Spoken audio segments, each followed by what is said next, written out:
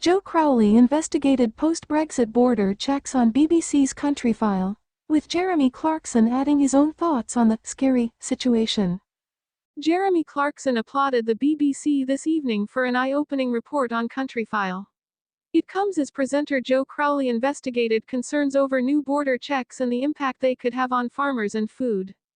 The Countryfile host headed off to a port to see where animal, plant and food imports are checked as they enter the UK. He explained that since Brexit a number of changes have come into play, including having to do more checks at the border. Joe said, "Now we've left the EU, it's up to us to check the safety of everything arriving in the UK."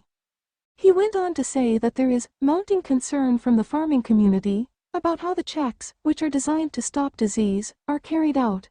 A farmer who made a guest appearance on the BBC report shared that the checks are creating an extra risk to crops. Since a proportion of all shipments now have to be inspected since Brexit, the farmer explained that biosecurity chains are broken more easily. He said, "It's a massive concern that we could get a virus infection at a border control point because it's not biosecure, and then it could transfer to a crop." He added that it could have a devastating effect on farmers, with up to 70% of their yields potentially being impacted. Taking to X, formerly Twitter, Clarkson penned, "Hats off to at BBC Countryfile for that report on post-Brexit food and plant checks at UK ports. Jesus, scary stuff." Fans echoed his thoughts, with one writing, "Good God, #Countryfile is doing excellent journalism." Explaining impact of Brexit on UK farming and supply chains. Fundamental issues the stuff #BBC Lorik systemically ignores unless Victoria Derbyshire is presenting. #That's Squeedy Charge.